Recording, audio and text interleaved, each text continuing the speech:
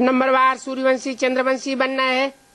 Then we have to become Suryavanshi, meaning those belonging to the Sun dynasty, and Chandravanshi, meaning those belonging to the Moon dynasty with different levels of accomplishment. जो नापास होते हैं वो चंद्रवंशी बन जाते हैं। Those who fail become Chandravanshi. किस बात में नापास होते हैं? In what subject do they fail?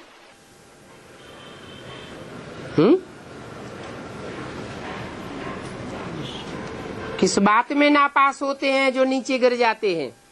In what subject do they fail because of which they fall? योग में नापास होते हैं। They fail in remembrance. ज्ञान तो बहुत सहज समझाया जाता है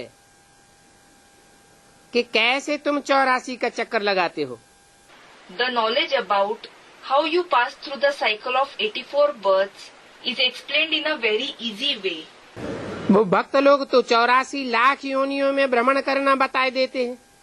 Those devotees call it wandering in 84 lakh, meaning 8.4 million species.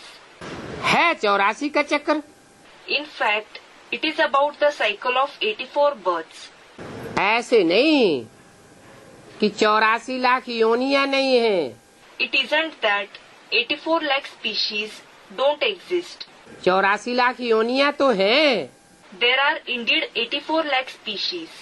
लेकिन मनुष्य सिर्फ 84 जन्म लेता है।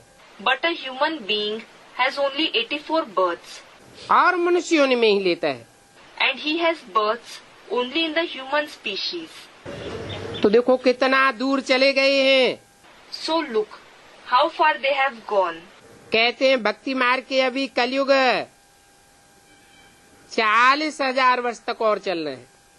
They say in the path of bhakti that the iron age has to continue for another 40,000 years. यहाँ पर तो तुम कहते हो क्या बांध तो हुआ पड़ा है। Here you say that it has nearly ended. वो सब है मनुष्यों की मत। All those are the opinions of human beings. और तुमको मिल रही है ईश्वरीय मत। And you are receiving the directions of God. वो मनुष्य समझते हैं कि भगवान हर युग में आते हैं। Those human beings believe that God comes in every age. बार बार आते हैं, 24 अवतार लेते हैं।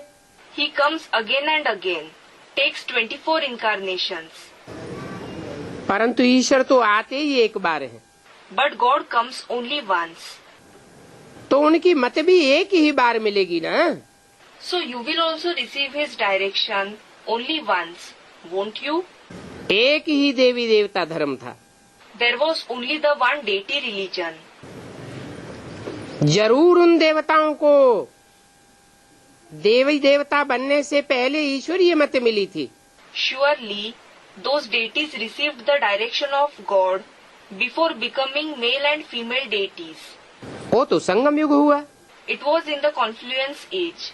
बाप ही आकर के दुनिया बदलाते हैं। Only the Father comes and transforms the world.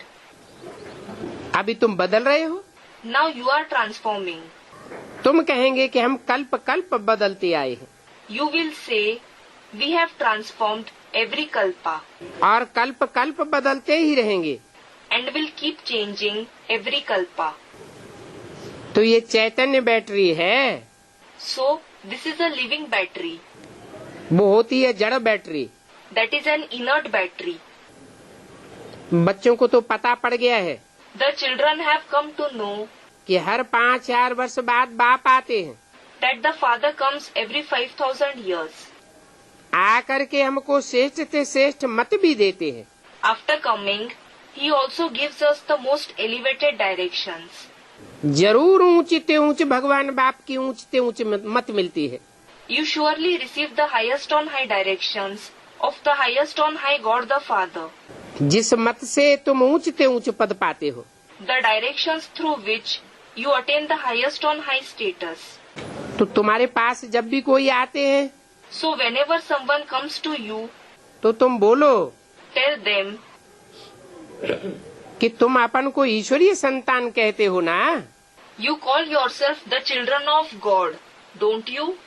ईश्वर है ही एक शिव बाबा। Shiv Baba alone is God, Ishwar. ईश माना शासन करने वाला, Ish means the one who rules.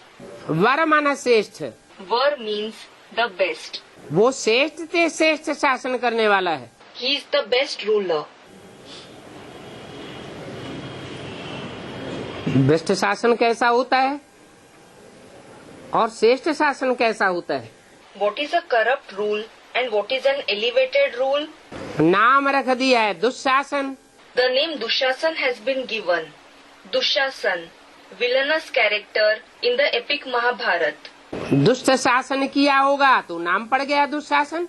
He must have ruled in a wicked way, so he was named Dushasan. जोर जबरदस्ती का शासन, बाहुबल का शासन, The rule of force and compulsion, the rule of physical power.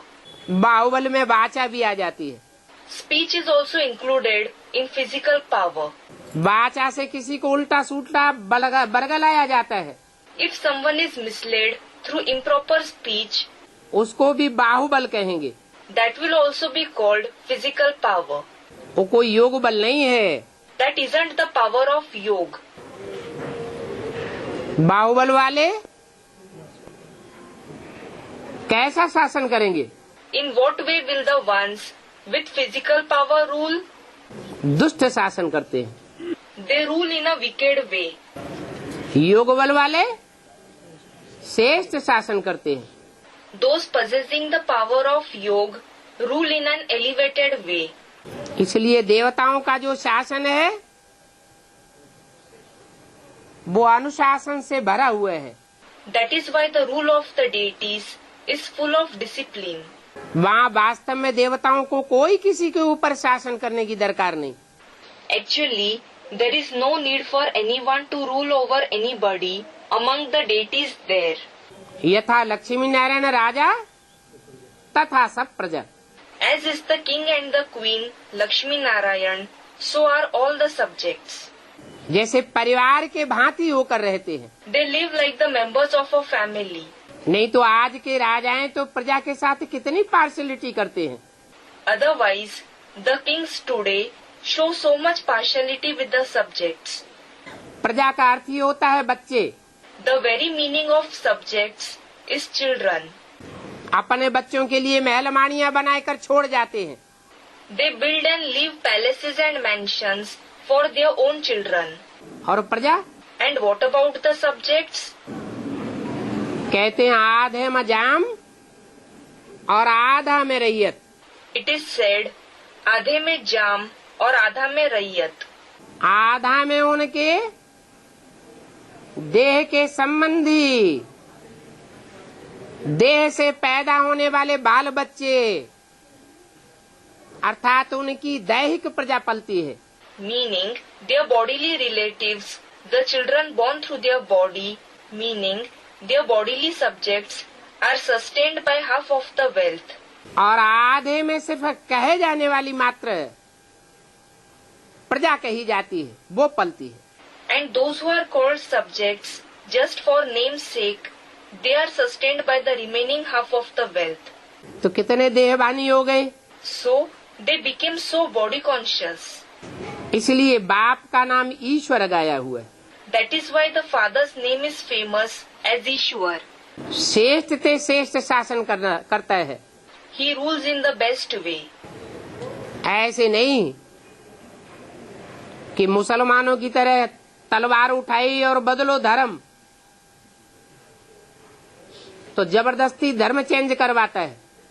It isn't that he forcibly makes them change their religion, like the Muslims who lift up the sword and threaten by saying, change your religion. या Christians की तरह लालच दिखा करके बरगलावे में ला करके धर्म convert कराता है। Or that he tempts them like the Christians, misleads them and makes them convert to their religion. नहीं, No, सीधी सीधी ज्ञान की बातें बताता है। he narrates simple concepts of knowledge. ऐसा करेंगे तो ऐसी प्राप्ति होगी। If you do this, you will achieve this kind of attainment. वैसा करेंगे तो वैसी प्राप्ति होगी। If you act like that, you will achieve that kind of attainment. कर्म अकर्म विकर्म की गति समझाता है। He explains the dynamics of actions, karma, the actions that have no karmic return, akarm, and the wrong actions, vikarm. तो ईश्वर कहा जाता है। So, he is called Ishwar. उसकी याद में शिव जयंती भी मनाते हैं। Shiv Jayanti, meaning the birthday of Shiv, is also celebrated in his remembrance. जिससे साबित होता है कि एक बाप की ही शिव जयंती है। It proves that there is the Shiv Jayanti of only the one father. एक बाप ही कल्याणकारी है। Only the one father is beneficial. बाकी की जयंती सब अकल्याणकारी है। The birthday of all the rest is inauspicious. कोई कल्याण करने वाला नहीं है। No one is going to bring benefit. वो है भी सदगति दाता। He is also the giver of true liberation.